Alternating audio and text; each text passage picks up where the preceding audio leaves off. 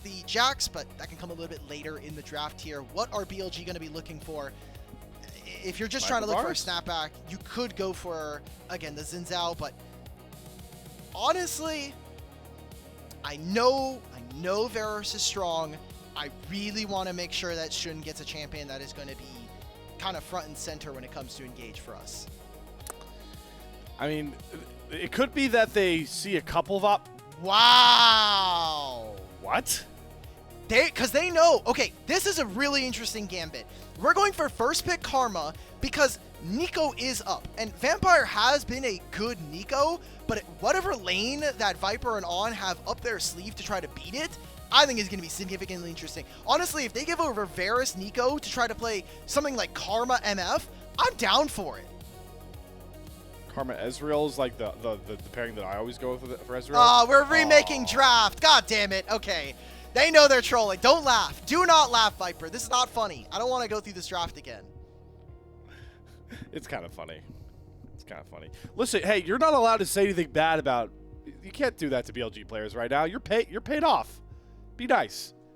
Exactly. That's why I'm allowed to do it. I'm paid off.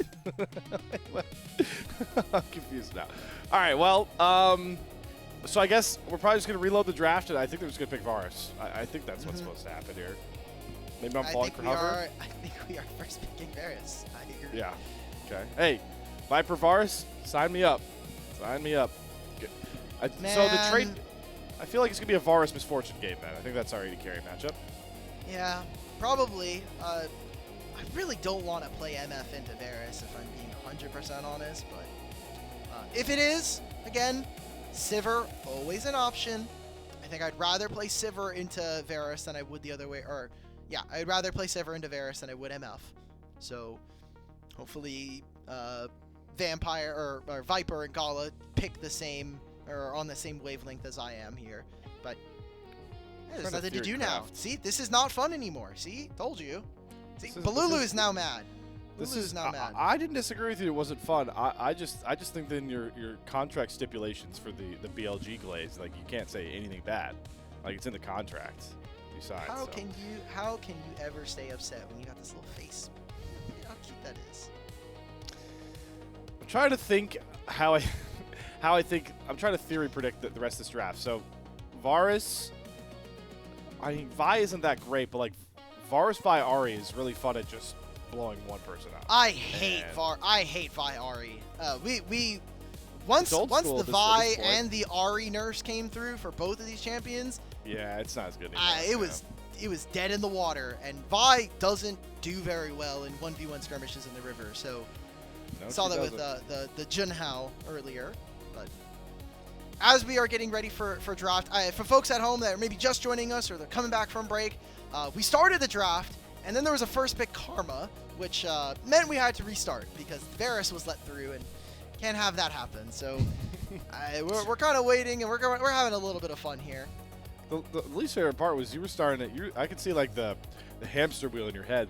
Buddy was going full force. It was so much fun. I think it is significantly more interesting to not just immediately try to snap up tier list stuff and, you know, like introduce like, oh, maybe we can go for these counters, and, you know, we're expecting you to go for Neeko because it wasn't banned, so let's play Like, it works. I think it's really cool, but no, we got to have our boring drafts. We're going to get right back to where we started.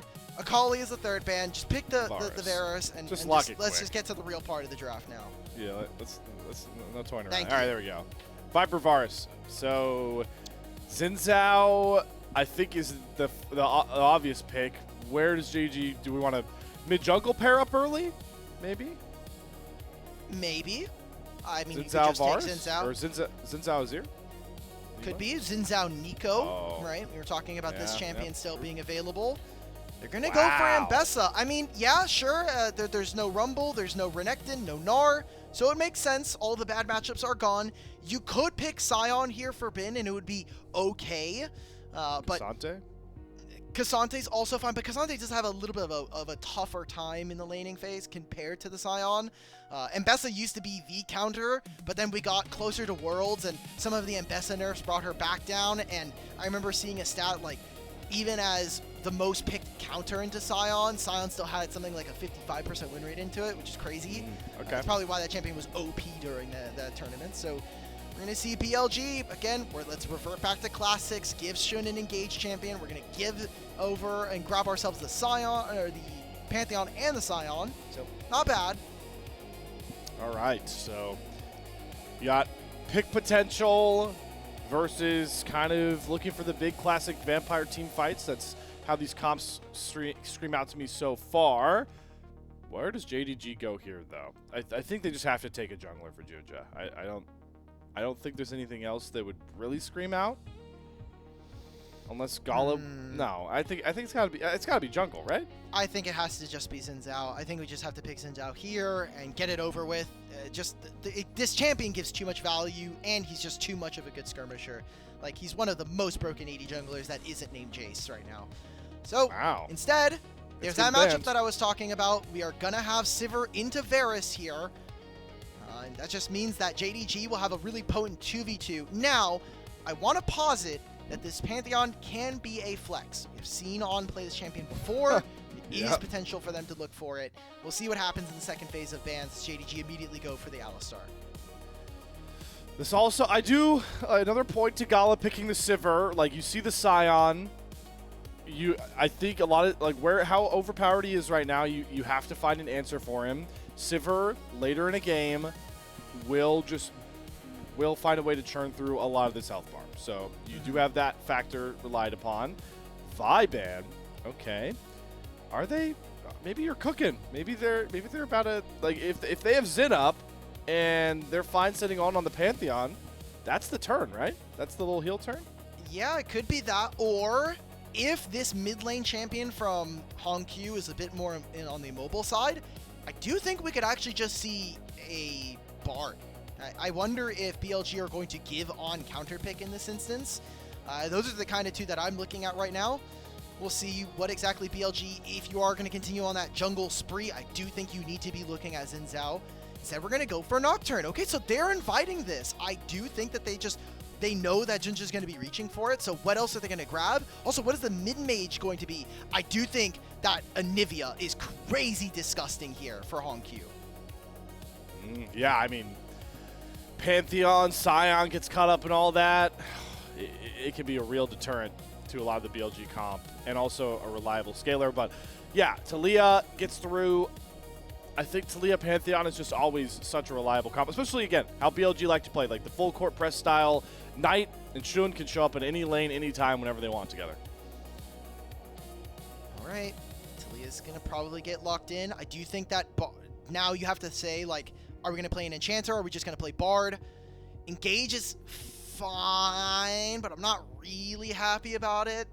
I know you have a lot of frontline. Just give me this is the perfect Anivia angle for HongQ. He's already shown it before. I think we need to be able to see it from them again. And Anivia would just completely rattle every single possibility. Like, the range that this champion has, the walls, the slows. Here we go, JDG. Are we going to immediately win draft in my mind?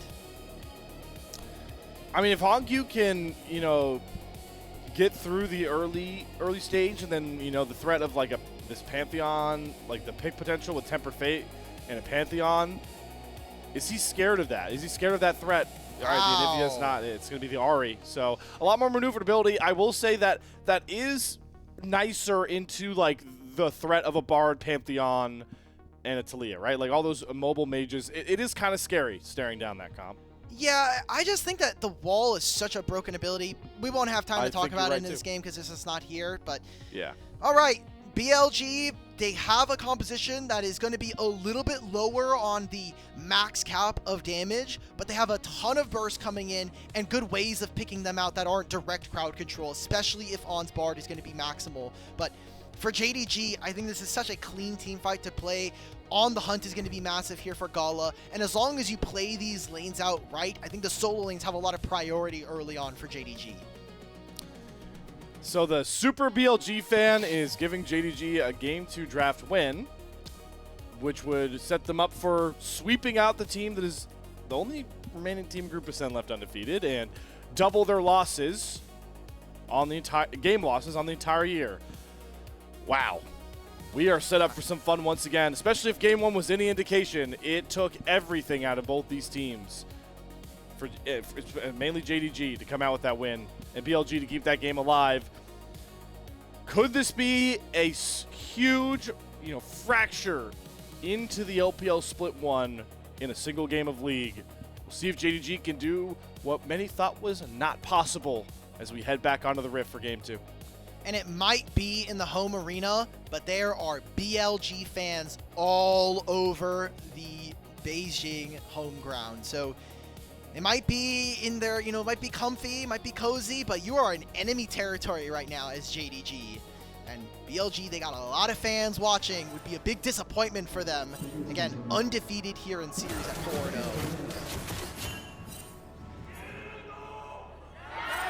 Here we go.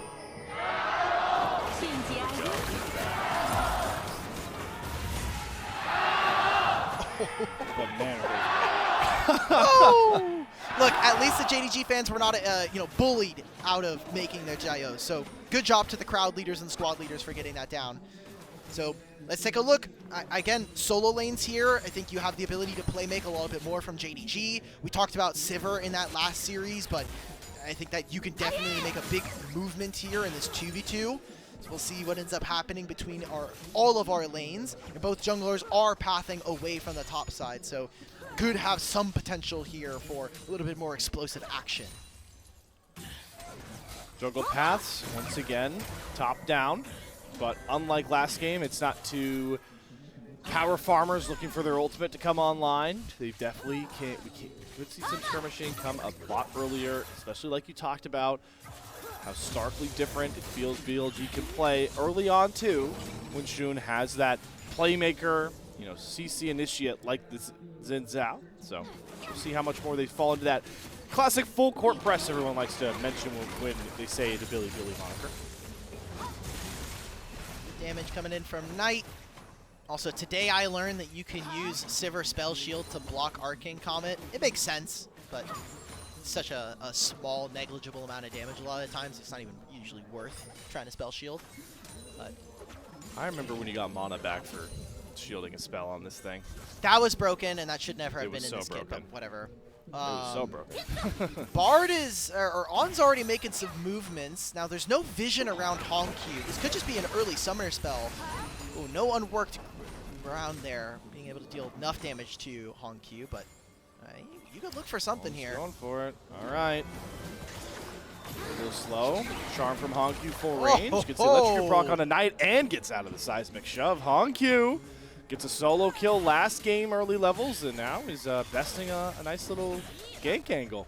Sorry, the big difference here is that Bard gets to be the most broken support in the game because he drops 2 health potions in the mid lane with those healing sticks. So he gets to give Knight another 150 HP, and while it doesn't result into too much immediately, it does mean that Knight gets to stay alive for the time being. So he'll teleport back into this lane, get himself equalized. Didn't notice this, we didn't talk about it too much, but it is also teleport here for Viper. So yep. I think recognizing that when you're playing into Sivir, you are going to get a lot of waves shoved into you, and so you just need to be able to match and be on timers properly with your team. Vampire, knowing his AD is backing, throws out a nice little double tangle barb. Knight does have the wave in a nice spot to try and stay contested in those summoner spells, creep score. And getting the tier as early as possible on a lethality Varus, never a bad thing. It's like the Yunara back early for a Colt. So, like that little window that Viper found for himself. I think enemy team chose that for him, if I'm being 100% honest there. I think his support walking mid lane and my bot lane's already beating me up. All right, cool, we're not doing anything here. Shun's here first, no vision. I think Xiaoxu's just dead. Yep, should just be fully dead. Goes into the brush. Okay, a little speed up for Shun. Throw the stun down. Tip of the spear. Shun on the board. This is how BLG look a lot more comfortable when he doesn't power farm and he gets out on the map first. Nice first 400 gold. Yep, Shun's going to pick that one up. Also Bin with a very, very nice wave in front of him. So with both top laners TPing back, expect that Sion's going to be feeling that much more in charge of this lane. honestly, Shun could come back if he really feels it, but as a jungler, you have to clear these camps. They decrease the amount of jungle camps you have to get through to finish your quest, and the breakpoint is still 20. So these next 3 camps, the Scuttle, and then whichever one he finds next, immediately means he has 1,000 damage smite at potentially 8 minutes into the game. Disgusting. Season 16. JunJia looking for a play on a Knight with the Spirit Rush. HongQ's going to try and land the Charm. Knight flashes early. Charm lands. JunJia's just going to flash to get on top of him. Nice little look as the new look JDG Gaming mid-jungle duo fly on in for that kill. Tangle Barb from Vampire onto On. Gets poked down low. Nothing much there. Nice little response to the top lane gate for BLG. Oh, Vampire almost has it onto On. On will survive for now. Wave crashes in mid, and I'm looking at that Scuttle that's on the bottom side of this river.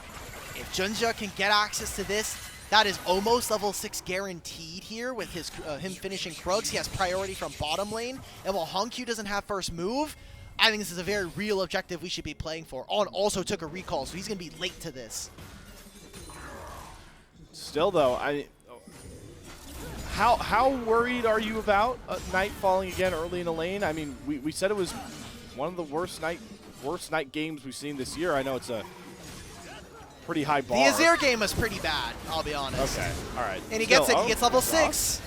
Okay, so he's going to pop the Aggressive Guard here immediately when he comes out of the stun. All right, but a seismic shove there from Knight gets him right into Viper's range. Piercing Arrow comes across, HongQ flash charm. Knight still has no flash. HongQ gets the first kill. Shun looking for the trade as Vampire flashes out. Follow for Shun. Spirit goes down. Second kill found here, and nobody is getting close enough to HongQ for him to find these Qs. So BLG win out on the skirmish by 1 kill. They get a kill, but I think this is massive still for JDG. Like, you got the Scuttle. JunJia is the one that ends up dying, but HongQ gets a second kill, and Knight misses out on a big portion of this wave. Like, this is a pretty big sacrifice and investment from BLG's mid laner, and now HongQ is at a very, very good spot here.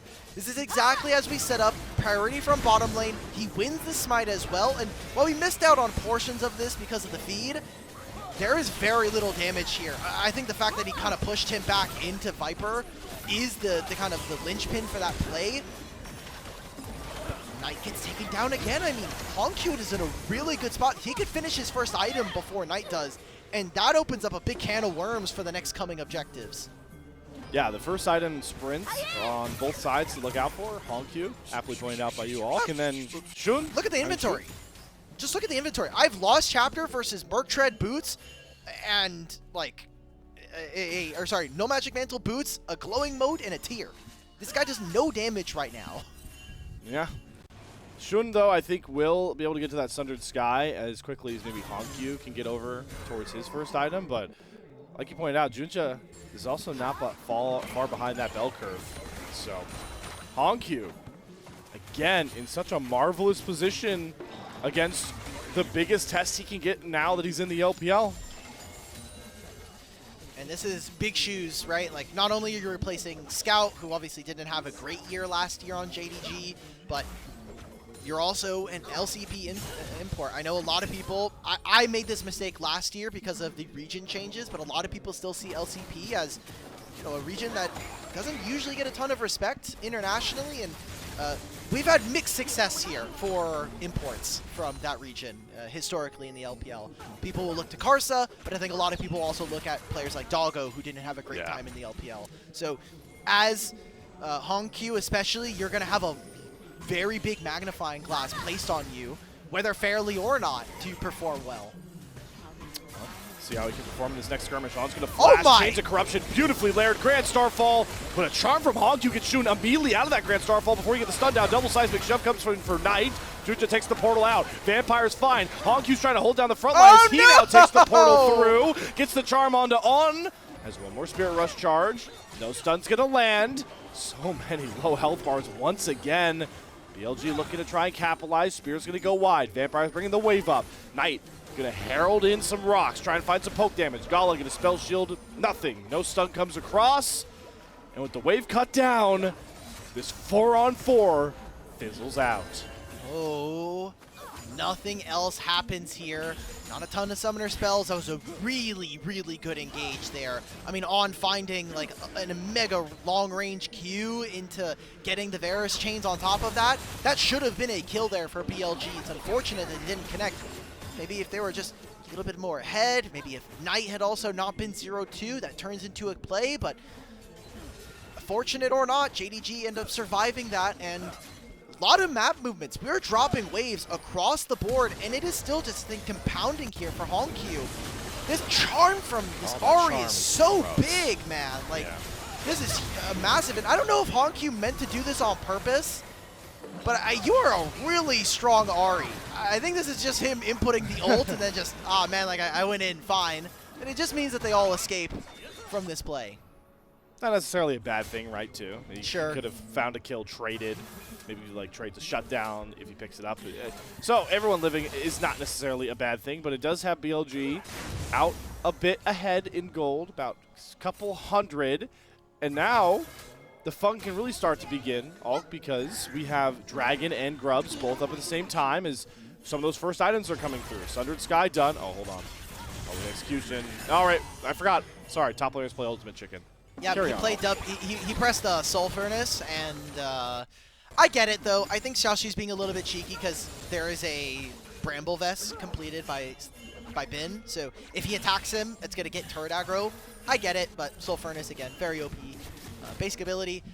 I mean, I think BLG can make whatever play they want. They're the one that have onus. I know we've been talking a lot about HongQ and JDG's advantage, but you do have both the Grand Starfall and the Weaver's Wall, so it is very easy for BLG to just make plays happen. Oh, Vampire Pop Blossom, yes. Knight would becomes Lightning, in goes JunJia, gets stunned up. Crescent Guard's going to block down a lot of Vampire's damage. It's only Shun that can have to try to find this trade kill, unless they wait for it to drop. Flash out of JunJia, Viper, big piercing arrow, clips Vampire. Oh. The clone is used against Vampire, and Jun flashes to get the kill, but HongQ comes in from the side, finds the first kill onto Viper, goes through the portal to try and find the reset, but the stun from on into the seismic shove makes it a trade. HongQ takes one down with him, doing all the heavy lifting for JDG Gaming right now. Look at where the gold ends up dropping, though. Gala, he does survive. He has to recall here. Knight will pick up this wave. Knight picks up at least a kill at the end there.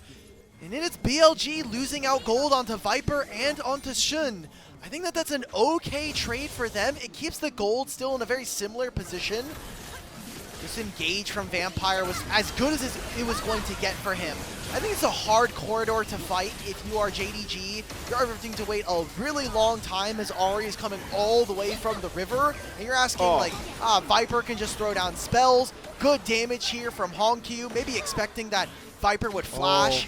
If he would have gotten that kill a little bit sooner, I do think that Shun just dies immediately and they don't get this kill. So minor mistake from HongQ. That's a good call out. That's, that just dragged the Q a little bit out. He thought he'd clip Viper. He doesn't. Just those small things, right? And got to shout out On in that play. I mean, he clips, uses the Nico clone against you. That always stinks. And then he sets the stun into HongQ on the wall, then into the seismic shove. I've said this so many times. There are a few champions in competitive play that I love watching when people are on it with them than Bard. Bard is so fun when a support is rocking it, like Kyle did in Game 1 against BLG not too long ago. They lost, okay? So not that game though. I mean, that's my point. Yeah. Bard is again one of the highest skill ceiling supports you can play in the game. Has just so much flexibility in what he can do. Also went for Unsealed Spellbook here in this game, so On is going to be very, very flexible as to what and how he provides utility to his team. Right now we're seeing BLG set up for what is the first dragon of the game, still up. Maybe they can find Vampire. Chains of Corruption, HongQ's here. That's a reminder to Vampire that if he gets clipped by that again, he could just get one shot. That's one item Viper doing that to him, so keep it in the back pocket. I'm going to get a little sentimental is not the word, but BLG, Knight, On, and Viper are all rocking like wintry skins. I love this, by the way. Oh my God, JunJia, please! How does he steal it from a Pantheon? Usually those always secure. Oh, Gala's getting jumped on. Gala's completely cut out here. Vampire's going to find that kill, so JunJia grabbing that steal is massive. Yeah, but I think it sets them a little bit too far behind. Obviously, BLG would have loved to have grabbed that, but the fact that it is, you just have this entire bottom wave that you're missing, I think is really, really tough. The point, I think it's cool though. It's the Arctic Varus skin, and then the winter Talia skin, and then it's whatever the snowy Christmas Bard skin is. It's fun when you guys all match. You see that when you play. You mean Winter Wonderland Bard? Winter Wonderland Bard. Yeah, my bad. I get it. Arctic Ops, and then I think it is just Snow Day. It's either Snow Day Bard or it's Snow Day Talia. Again, I think HongQ's lead has really started to minimize, especially with BLG having a few picks here. I was a little bit afraid about some of the gold gains, but BLG just shoot up to a 2,000 gold. Going to have an Ahri. I think the playmaking potential is there, but you just need to be in a good spot. This is also a very vulnerable game here for Vampire. We're going to get right back in the game here. Vampire needs to be very, very careful because it's not like there's a typical frontline tank engage for him. He is the main purpose of this bottom lane and this game here for JDG. He has been picked off a few times already. But one big pop blossom can always change things. Is JunJia taking a little scurry towards Scuttle, but not going to actually try and take it on his own. Showing on this top side, as we have started to move these 80 carries around a bit here. I'm curious where we're at with the quests. I guess this game everyone's done. I felt that we were earlier into this game than we actually are. Maybe it's the pods doing things, but now that we moved everyone over, maybe we'll have a bit of a fight here at the Rift Herald. It's just a clone, guys. BLG will have control of the Fey Lights for now on both sides here. And it looks like control of mid lane as Viper gets first say. Now, Talia and Pantheon are on the bottom side right now. I wonder if they're going to be looking for something onto HongQ. Maybe just get him low so he has to TP into the next play. Safety of his turret. You're predicting it. They're going under the turret for the dive here. HongQ, one Spirit Rush, but he gets caught by the stun into the seismic shove. That's the combo. BLG drafted this mid-jungle duo for HongQ. No chance to escape. And wow, and JDG don't even go to play towards the top side. Both Xin Zhao and Nico take a reset. Knight's going to get at least one more turret play before Sun from JDG responds, and the top side objective is completely null and void. So JDG just wastes time hoofing it around Summoner's Rift, while BLG make gold-positive plays happen. And that gold is exploded to about 2,500 at this point. Is very significant, and only going to help out a team that is looking to kind of throw one of their big haymakers at the 20-minute mark. Mainly, Viper, these cheaper lethality items. Shun capitalizing on that Black Cleaver. His Tempered Fate from on. Gala's caught. Stunned against the wall. Chains of Corruption. The cleanse. The ghost comes out. JunJia jumps on Viper. They thought they had an easy kill onto Gala, but again, he outplays a pick play with a blinking health bar. Turns it for JDG. Wow, I thought the timing was going to be good. I mean, you had perfect ability to know when he was going to have his spell shield, when he was going to have his ability to go or cleanse. Gets out of that one, and now it's Herald being started. Knight is a teleport for this play, and this is still a numbers advantage here for BLG. All right, well, not until they TP in their last remaining member. It's HongQ here. BLG are split on two fronts right now. Soul Lane's on one side. Bitch trying to cut that down. Bring the Weaver's Wall in. They've got JunJia Crescent Guard. He does get the eye, but he will die for it. Herald at a price for the JDG jungler.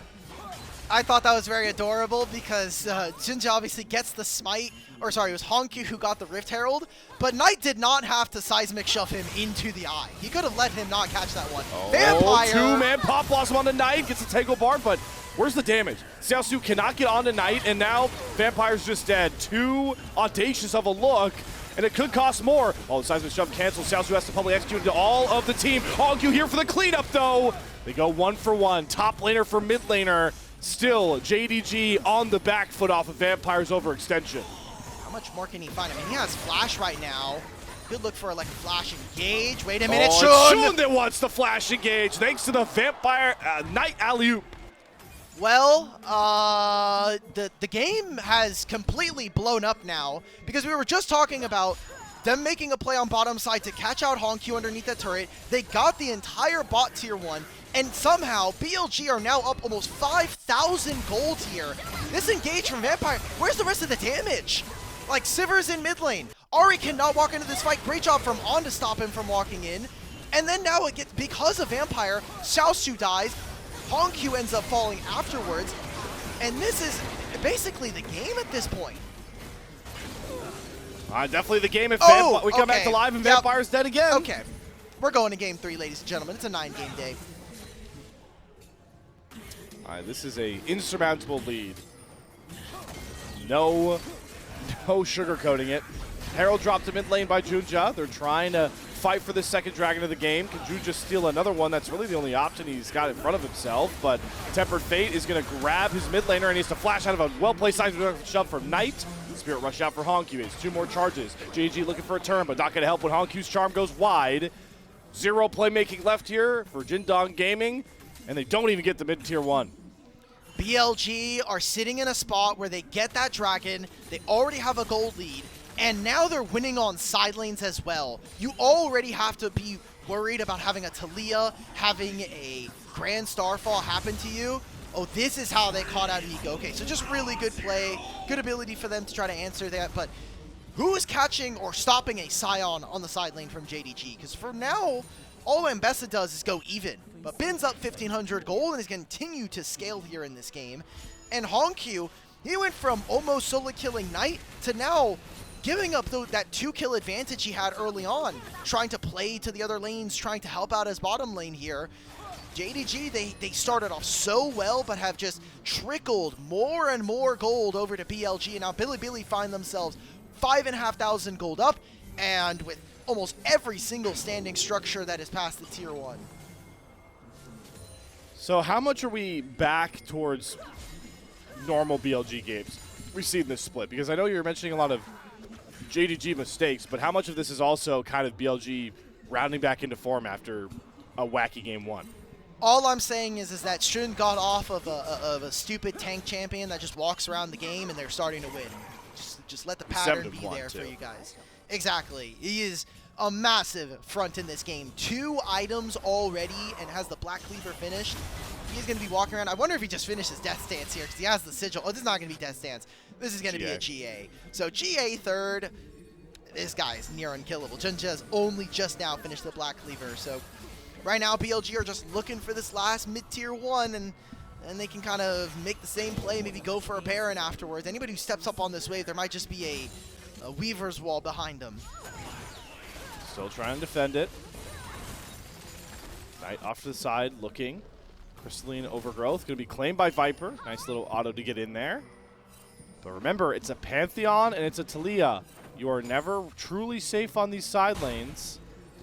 Bin's pushed up pretty far, though, so there's no play there. And HongQ going to back off. Shun showing in the mid lane should provide him a little bit more safety, but the main culprit of issue for JDG is how dark this topside river is becoming. Gala, you cannot step. Risky, risky. Oh, Jun just in the brush here, too. Pressing guard pop. Vampire can't do any damage. Pop blossom down. Shun does not have the GA up yet. Great Tempered Fate from On. Will buy some time, but Shun's dead right in front of Baron. Oh my god, Xiaoxu. This is really far forward.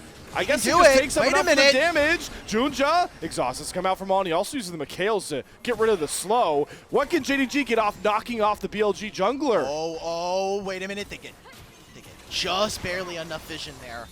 So this isn't Baron. This might be a mid-tier 1 if they really force for it. It's not going to be the case.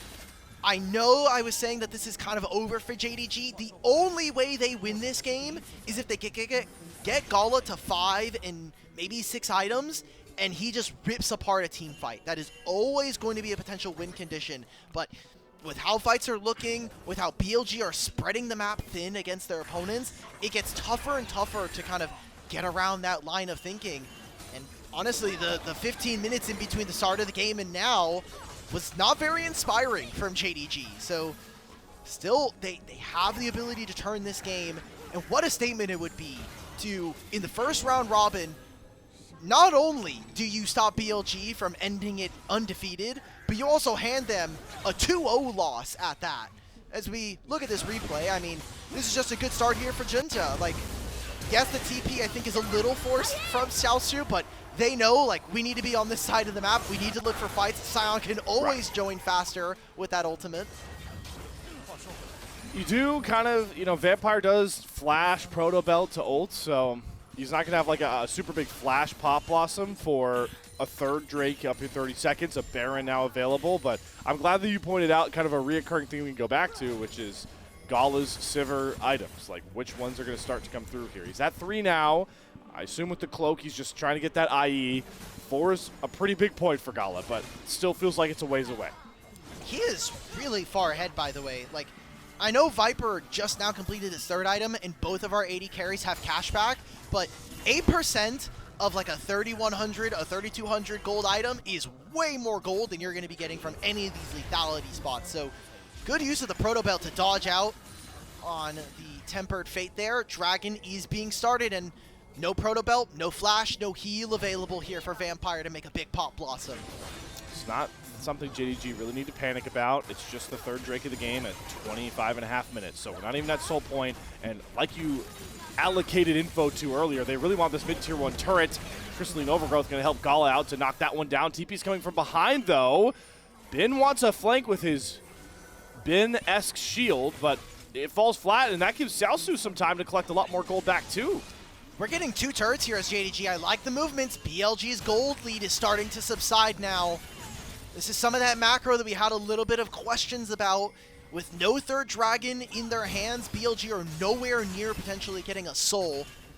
That's a big win here for JDG. The fact that they not only got that TP, but now get 2 turrets. I mean, Bin's been sitting on basically 1,500 gold over Xiaoxu this entire game, and now that's been completely eaten up. Gold lead basically halved. I mean, what was it pushing? 5.7K? Yeah. Just a couple of minutes ago, so it's down to about 2.4. We'll see where that can manifest in big portions for JDG, who definitely have a lot more damage in their tank. Shun is just way too tanky with this GA on top, and there it is. Knight trying to come over through, but HongQ and Vampire go on the right side of the Weaver's Wall. Not just that, I think the Cloud Drake Rift that's opening here in this side of the jungle is massively OP. The bonus movement speed that they got them into a position where they're not on the wrong side of the tracks there. Now BLG, they don't have the damage to start this Baron. Also, this one JDG ward is doing overtime right now, spotting all of BLG. They can't do anything, and I mean, they have TP advantage on top for their top laner, so Xiaoxu is hitting this bottom tier 1. He got at least another plate for himself. I don't care that he's charging up on the Q. You are getting gold now, and you've evened up this matchup. Sion's never going to be... Are they going to go for a play onto Xiaoxu? Well, they were thinking about it. Yeah. Wisely backed up.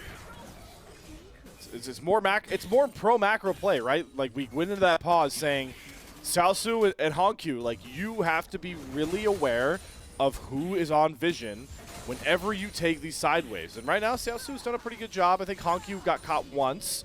Gala's always safe on the Sivir clearing lanes. And on top of the fact that some of these, you know, global map plays for BLG aren't working as well, I'm really glad you said it. Lethality, Varus, Taliyah, Sion, Pantheon, gotta be such a slow Baron take. You have to win a fight for BLG to ever actually have a crack at this Baron. Yeah, also Viper has to be full mana before he starts these Barons, because Viper can do damage thanks to the Blight stacks, but because he is obviously poke, he has to go through multiple rotations of spells before it is even very meaningful here. Another good use of the Proto Belt. Tempered Fate, good flash, gets out of the seismic shove.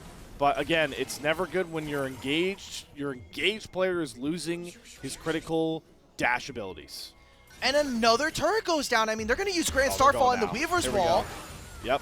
Xiaoxu gets over the Weaver's Wall on the right side. Ooh, Xiaoxu's going to whiff. Nice trying to hold on to the seismic shove. Ooh, does get the catch thanks to the slippery stones. Flash from Xiaoxu. Shun really wants to chase this one down. He's going to flash for it. Gets the stun. Xiaoxu, million dashes. Are they going to be able to save him this time? Nope. The stones thrown on the back of his head finally knock him out and send him to a gray screen. There's that global threat on the map again for BLG. This is the pick that they needed. No turret falling over for JDG and to push in bottom lane. All they can do with this Sivir is just sit in mid lane, clear out these minion waves. But now it turns into potential more here. JunJia, Crescent Guard out to block Knight's damage. He flashes away from Shun. And HongQ have to Spirit Rush away from Knight as well. Man, the heavy lifting Shun and Knight are doing right now for BLG. They are saving the side lanes right now for BLG and giving them life here in this one. Remember, it was JDG who took a very strong game. Oh no, Vampire. Double pop blossom. They didn't get the stun of HongQ towards the wall. He still has to flash away from Shun. Tempered Fate is only going to claim the Xin Zhao as Viper ends up taking a turret shot. Shun eats 2 of them as well. Really good that he can still hang on to that GA because that's what's helping him do so much heavy lifting. I don't know about that, Slayer. I mean, that was an ambitious dive there from Knight and the rest of BLG. Knight tanked the initial turret shots there, and he lost his Seraph's Embrace. So he's not going to have this shield available. Yes, he has the Zonias, but we're 45 seconds before this Dragon, and that's going to be a really... That's a lot of Talia's tankiness no longer there. So I think JDG do have some legs to stand on, but they're missing a ton of flashes. So yeah, this really is bad. one where both teams are going to have to walk into this river with a lot of caution and be very prepared for potentially a messy fight. All right. Gala, 4 items. Oh, hold on. Oh my god, this Vampire getting caught again. It's all bit. He's too tanky to deal with. Seismic shove into the crescent, into the chains of corruption. Viper, he misses the piercing arrow though. Thought JunJia would juke back up. So JunJia's able to survive. Vampire's here, still fighting over here, by the way. Okay, he finally gets away from Bin's grasp, but he's still split from his team. Right. It is now JDG, control of the river. They get topside. BLG are going to have to fight through the bottom end. Nico is recalling. That's level 11 here for this champion, but doesn't even get the finish to finish the recall. Rocket Belt's coming off of cooldown. Does he maybe try to sneak himself back into this play?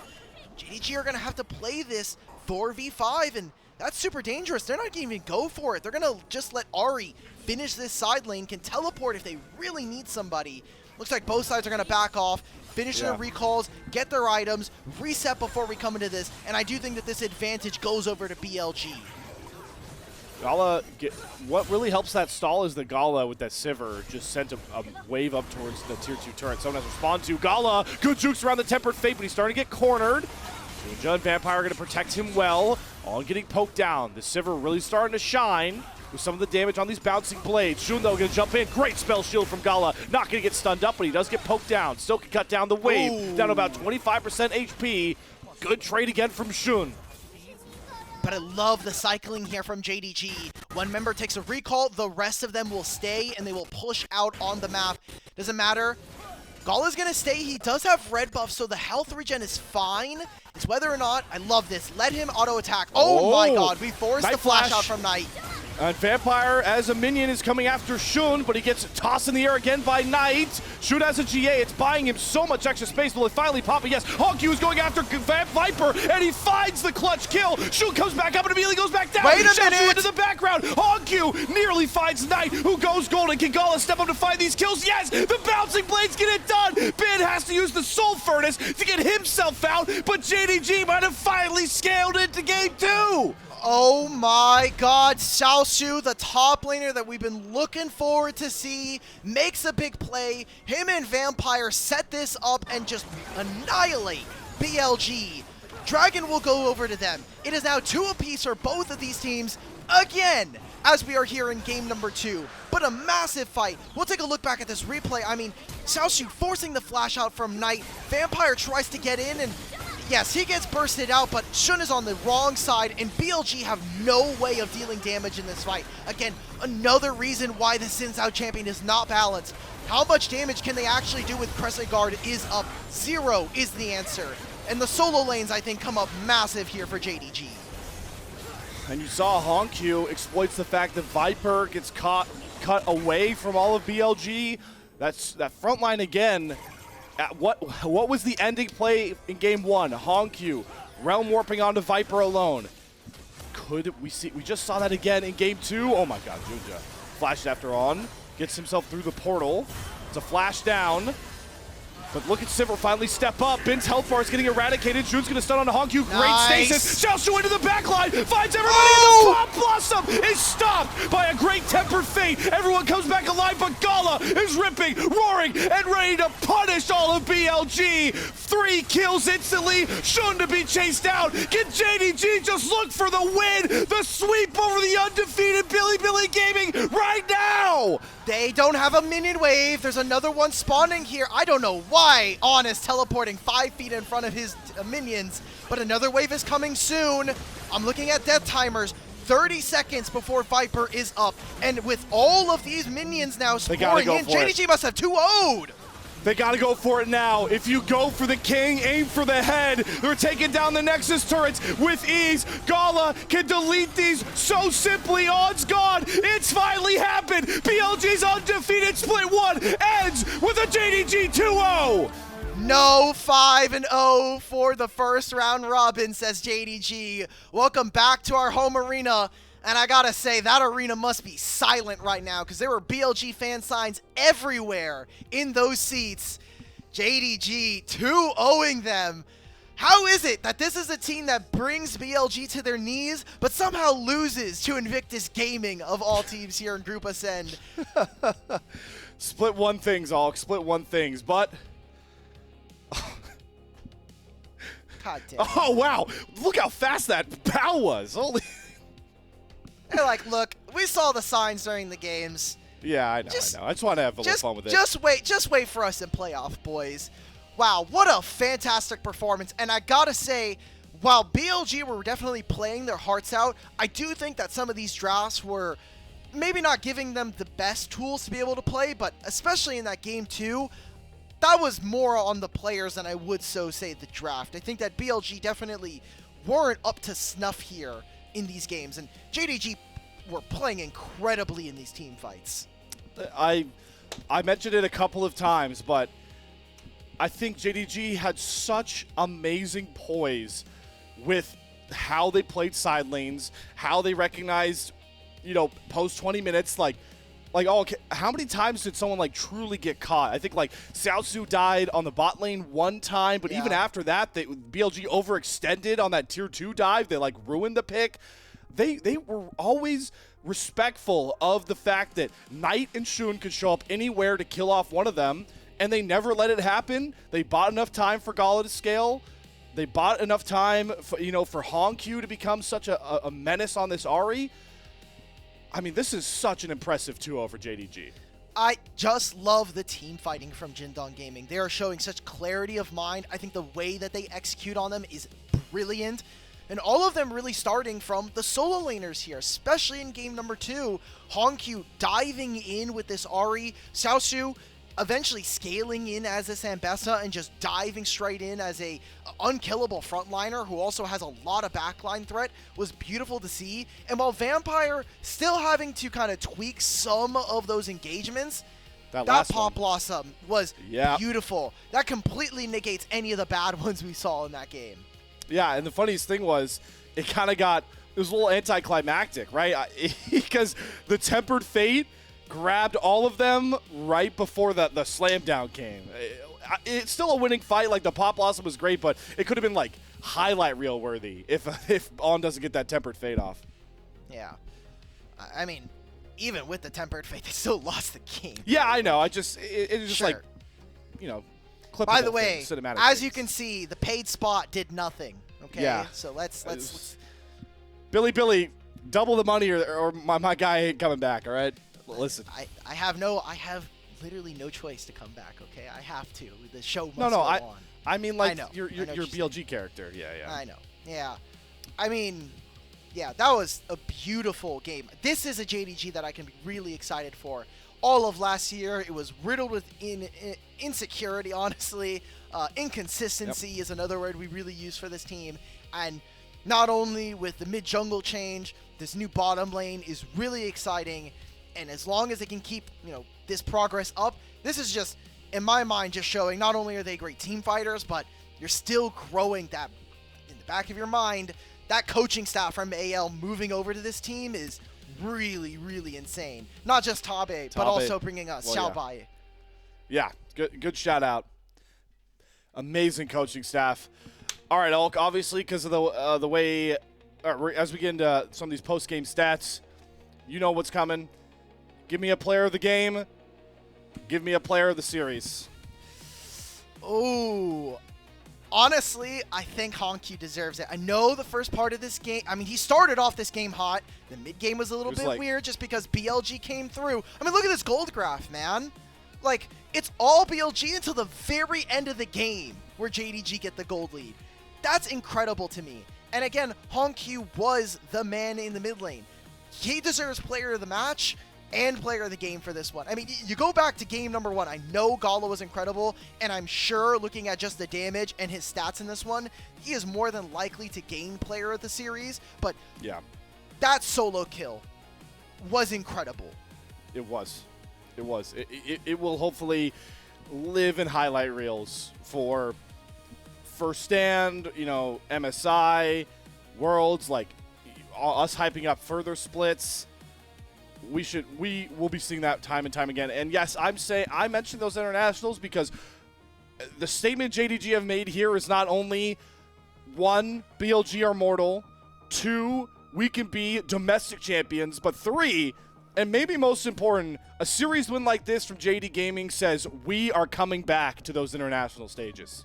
Yes, that is the biggest thing with this. I think with this roster, if this doesn't make internationals, JDG are going to be doing a lot of internal soul searching as to what the future of this org is. You have so much money, especially with having Intel as a title sponsor. This team was meant to go to internationals, and so far with their performance, it is highly likely that this might just be a top 2 team that we sent to First Stand. I know it's an early prediction here, but the state of the league right now, it's them or AL at this point. Yep, and that will be so fun to track going forward. Here's one of the fun things that I want to leave everybody off with looking forward. As you can see, Group Ascend is 6 teams, so 1 round robin is 5 series. BLG, 4-1. They played 5 series. If you recognize how round robins work here in the LPL, guess who BLG play next? JD Gaming. They will play JD Gaming and mirror it back forward. And JDG play against, I would argue, maybe a contender for weakest team in the Group Ascend right now, Weibo next. So if things play out as expected, we will kick off the 2nd round robin of Group Ascend with 4-1 JDG versus 4-1 BLG, hot off their last loss, breaking the undefeated streak, being that said JDG. It would be super funny if Weibo won that series. It would. I'm ready. I'm so ready for a Weibo win. I've been waiting for a long time this series. We're only like 2 weeks in, and I'm waiting for a Weibo win again, man. That win versus IG was a hard-earned one, and almost an IG 3-0, honestly. But yeah, listen. I don't know about Weibo. I want this. Yes. There you go. Tabe reacts. All right, awesome, Tabe. So he needed that win. He needed it bad. All right, well, wait. Hey guys, we didn't get 9 games. There you go. We didn't get 9 games. So I think they're gonna pan over to an interview. I'm curious to see who it's gonna be. It is JunJia. JunJia. Okay, so JunJia's the interview. So that does mean with the interview starting for our final series of the night, we're going to start winding things down here at LPL English. And I would like to start that out by giving a very special pair of thank yous to 2 very important people. Thank you very much to our elite coffee supporters, that being Aaron Soup and Mong. Their pledged financial contributions help level up the broadcast and give back to the casting crew who strive to give you an LPL English product every single day. So shout out those 2 elite supporters. If you would like to be an elite coffee supporter, have your name shout out at every single stream, which is so many days of the year. You can subscribe there, but also the coffee below, just a coffee member directly supports our broadcast as well, as we are fan run. I mean, how do I quantify? It's fan run, volunteer based. So any bit of donations kind of help. Again, just watching the streams is enough, but if you feel so inclined to support us monetarily, you can do a one-time donation or you can do a monthly subscription. And there are some perks for that, which you can go check out on our coffee. So probably being spammed currently in the chat, in our Twitch chat, so just make sure you're kind of tapped in. Yes, thank you guys. We're broke. Yep. I did it one time, and it suddenly turns into a meme. That's my fault. All right, Alk. Well, what a day. Any closing thoughts before we close out today and set our sights on another day of LPL? I want to thank everybody who was on the show today. We had 2 days in a row of 3 series days. Obviously, this one ended up going to 8 games. We didn't have our full 9 games. We are going to go back to 2 game days for at least the next few before we get another one on the 27th. But again, thank you to not only you, yourself, Slayer, our prod, Ilya, but our mod team, our socials team, Geppetto, and Yanni, who were on the show earlier. And thank you to everybody who was watching, as, again, this is not possible without viewers like yourself. Yeah, could not We be got more standings. possible. We got standings. You can come look at nothing changing, guys. It's going to be the exact same setup. Look, BLG still at first. Woo! But losses have filled every one of those. So we have now gone. Yeah, I think this is correct, except for LNG and Group Nirvana. We have gone. Every team has game. Okay, every team has game wins. Almost every team has series wins. And only a couple teams have no series losses, and most importantly, Group Ascend, everyone has lost to someone. What a fun, I guess, like, kind of almost halfway point we are now at in Split 1 and in Group Ascend. Tomorrow, you will get a look at a 2-series set, including Top Esports and AL, and Weibo and JDG, as we already mentioned. So full Group Ascend plate for you all to gobble up. All